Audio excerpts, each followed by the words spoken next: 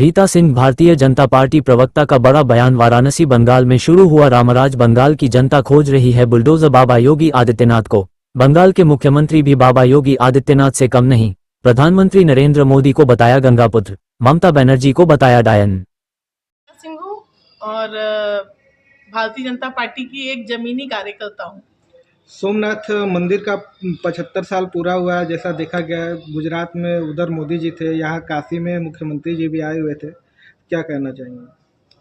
पहले तो मैं महादेव की नगरी से काशी विश्वनाथ बाबा से आज मैं आशीर्वाद मैंने भी प्राप्त किया। आज मैंने सुबह मंगला आरती की और बाबा पे इतना विश्वास है हम सभी पे कि बाबा जो हम मांगते हैं वो हमको देते हैं, क्योंकि उन्होंने गंगा, कहते हैं ना, गंगा माता ने आशीर्वाद दिया आदरणीय प्रधानमंत्री मोदी जी को यहाँ लाने के लिए।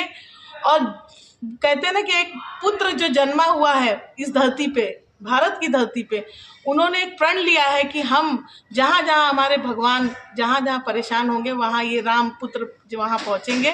तो आज कहते हैं ना कि आज शुभ आरंभ जो 75 साल पूरा हुआ, ये स्वर्ण काल और अमृत काल चल रहा है और उसमें हम बाग हैं कि हमारे प्रधानमंत्री जी मोदी जी हैं और योगी जी यहाँ के विशेष करके मुख्यमंत्री जी हैं कि यहाँ भी जो भय मुक्त सरकार चल रही है। बंगाल में जिस तरीके से बीजेपी की सरकार बनी, इसको लेकर क्या कहेंगे? बंगाल में तो राम राज्य आया है। बंगाल की जनता तो आज कहती है कि राम राज्य आया है, क्योंकि वो डायन जो वो दीदी कहलाने लायक नहीं थी, ममता, वो महिलाओं पे अत्याचार करती थी।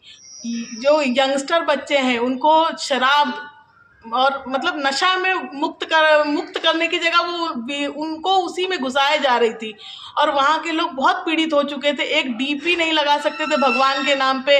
आप देख लीजिए कि कलकत्ता में जब माता की रैली निकलती है तो वहाँ परमिशन लेना होता है और कहते हैं ना, अदर उनकी जो बोलते हैं ना टोपी वालों का काम करना होगा तो वो बहुत खुले तौर पे स्वतंत्र होके करते थे। तो जब से देश आज़ाद हुआ तो पहली बार बंगाल इस बार आज़ाद हुआ है। वहाँ की जनता कहती है। चुनाव के दौरान बंगाल में रही भी तो क्या कुछ देखा आपने जमीनी स्तर पर? देखा मैंने रैली बनती थी, लोक सभाएं होती थी, लेकिन सभाओं में भी लोग जाने में डरते थे क्योंकि बाद में फिर वो डायन वो ममता ना आ जाए, इसीलिए लोग डरते थे। लेकिन जनता ने अपने बोलते हैं ना विश्वास अपने भाई पे मोदी जी पे जताया और बटन दबाया। अभी वहाँ की जनता बोल रही है कि अब हम खुल कर जिएंगे, क्या ऐसा कुछ है? जी, क्यों नहीं वो जिएंगे। उनको दबाया गया था, उनको दबाया क्या गया था, उनको कुचला गया था, पीड़ित किया गया था, अत्याचार किया गया था, महिलाओं के साथ गैंग रेप करती थी ये, और ये महिला जन्म ली है डायन, इनको डायन कहा जाएगा। डायन भी साथ घर छोड़ के। अच्छा, बंगाल की जनता की चाह रही है कि योगी जी जैसा हमारे यहाँ का मुख्यमंत्री बने, क्योंकि उनका पहला पसंद वही थे। तो क्या शुभेंदु अधिकारी आपको लगता है कि उनके मार्गदर्शन पे चलेंगे या कुछ वैसा करेंगे? 110% वो एकदम वही मार्गदर्शन पे चलेंगे, राम राज्य वाले मार्गदर्शन पे चलेंगे। आदरणीय प्रधानमंत्री मोदी जी ने उनको जब चुना है तो समझ लीजिए कि राम राज्य आया। शपथ ग्रहण के दौरान योगी जी ने उनको भगवा गमछा भी पहना कर आशीर्वाद दिया था। भगवा में तो बंगाल भी हो चुका है, पुडुचेरी भी हो चुकी है, आसाम भी हो चुका है।